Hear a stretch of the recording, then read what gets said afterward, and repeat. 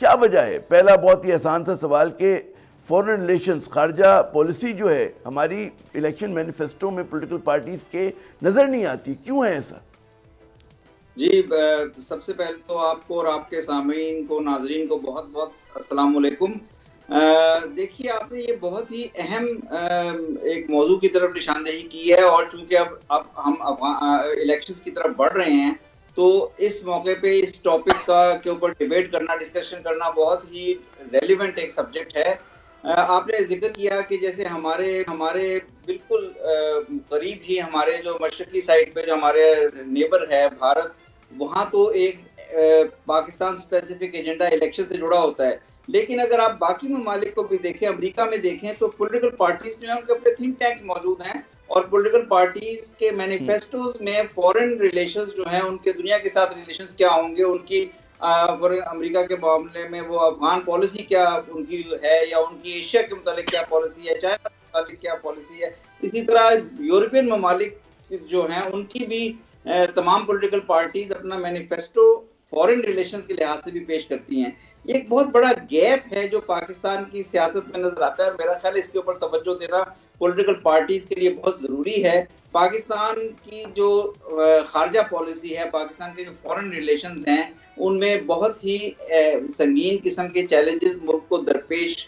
रहे हैं गुज़िश्ता सालों में, और अभी भी मौजूद हैं। आपने बिल्कुल सही जिक्र किया। सबसे पहले हमारे जो पड़ोसी ममालिक के साथ नेबरहुड रिलेशंस हैं, इसमें आप देखें कि भारत के साथ तो एक कांस्टेंट टेंशन जब से हमारी आज़ादी हुई है चल रही है, लेकिन इस वक्त अफगानिस्तान में जो चेंज हुई है गुज़िश्ता 2-3 साल पहले, उसके बाद से हमारे अफगानिस्तान के साथ जो डायलॉग या एंगेजमेंट है, उसमें बहुत सी चीज़ें करने की ज़रूरत है, लेकिन उन पर बात नहीं की जा रही, और उनको एक तरह से अंडर द कारपेट ब्रश कर दिया जाता है।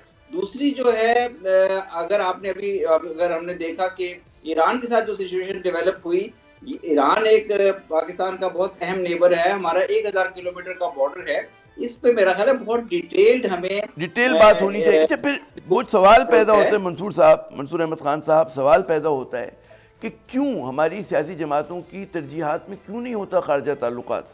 पीपल्स पार्टी बड़ी पुरानी जमात है, ये तो प्राइड लेते हैं कि जुल्फ़िकार अली भुट्टो साहब जो थे वो खारजा ताल्लुकात के माहिरीन में से एक थे, one of the best minds Pakistan ने जो पैदा किए। खुद बिलावल भुट्टो ज़रदारी साहब वो कहते हैं वज़ीर ख़ारजा रह चुके पाकिस्तान के।